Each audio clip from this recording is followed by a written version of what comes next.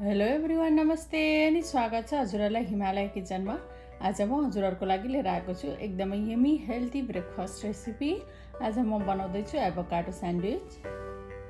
यसको लागि मैले यहाँ लिएको छु 2टा मिडियम साइजको एभोकाडोलाई। अब यसलाई म यसरी काट्दैछु।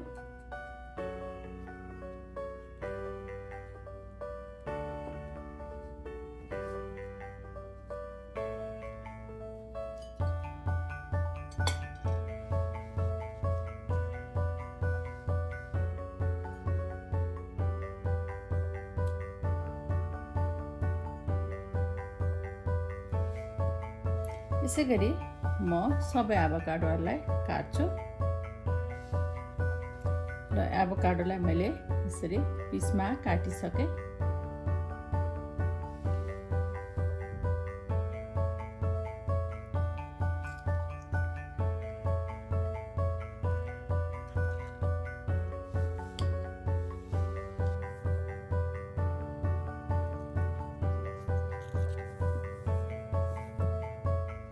अब यो एभोकाडोलाई राम्रोसँग म्यास गर्नुपर्छ।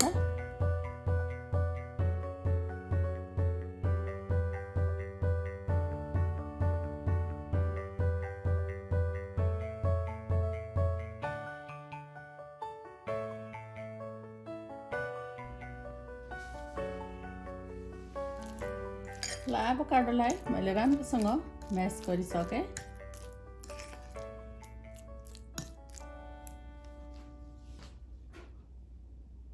र यसमा मैले अब राखेँ एउटा सानो साइजको प्याज मसिनो गरेर काटेको र आधा सानो साइजको टमाटरलाई पनि यहाँ राखेको छु। के हरियो धनियाँको पत्तालाई राखेँ। 1/4 चम्चा जति ब्ल्याक पेपर पाउडर राखेँ। थोरै नुन राखेँ मैले आफ्नो टेस्ट अनुसार र 2-4 थोपा जति कागतीलाई यसरी यसमा निचरेर राखेँ। अब यसलाई मिक्स गरिदिउँ।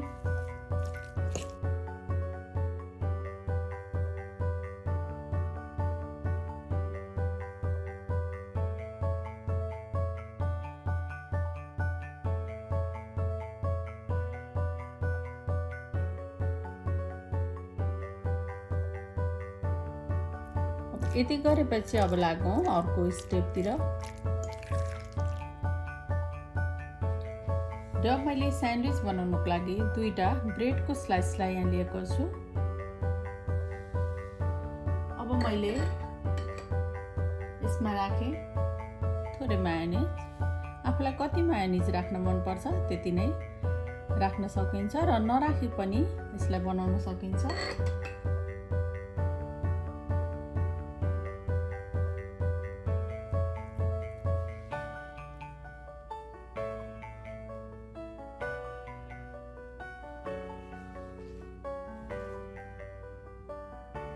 र अर्को यो ब्रेडको स्लाइसमा चाहिँ म राख्दैछु ग्रीन चटनी।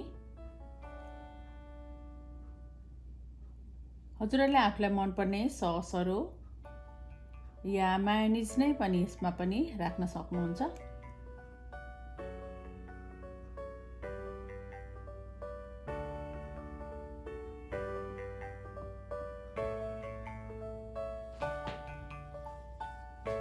र मैले अब राखेँ यहाँ अघि मैले बनाएको एभोकाडोको मिक्सरलाई।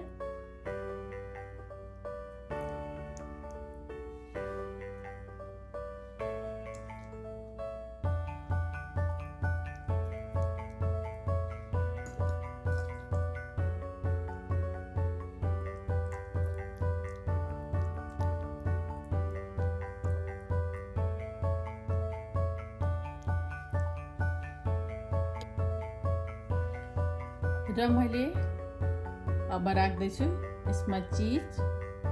यो चीज अप्सनल हो, हजुरले चीज नराखी पनि बनाउन सक्नुहुन्छ।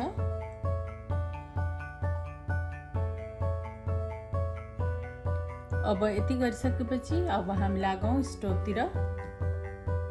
ल मैले यहाँ प्यान बसाएँ। यसमा मैले राखेँ 1 इंच जति बटर। अब बटरलाई हामी मेल्ट हुन दिउँ।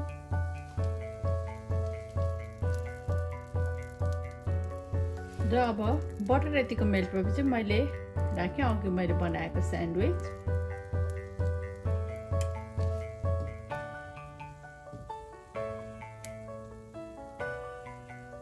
अब यसलाई रातो क्रिस्पी हुने बेलासम्म यहाँ सेक्नुपर्छ।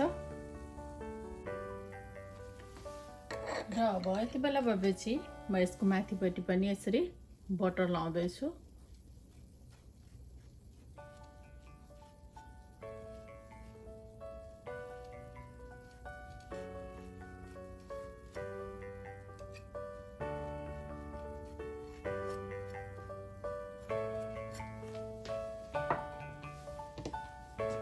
र अब यसलाई म अर्कोपट्टि यसरी फर्काइदिन्छु।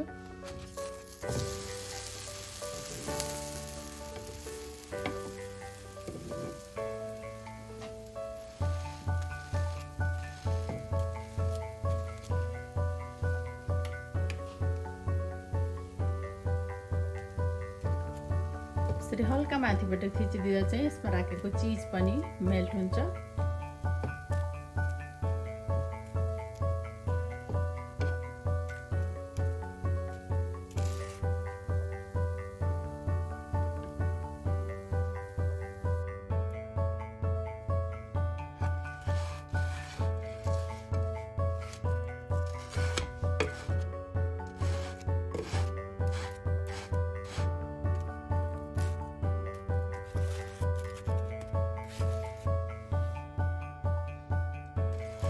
हाम्रो स्यान्डविच चाहिँ अब रेडी भएको छ।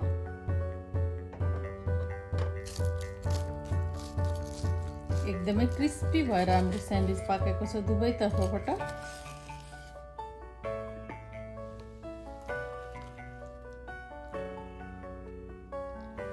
एकदमै मिठो देखिन्छ।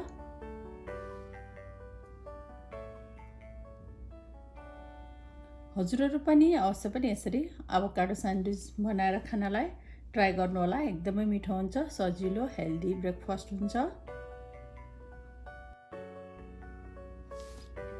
हस् त यो हेल्दी यम्मी एभोकाडो स्यान्डविचको रेसिपी हजुरहरूलाई राम्रो लाग्यो भने हाम्रो भिडियोलाई लाइक, कमेन्ट, सेयर गरिदिनु होला।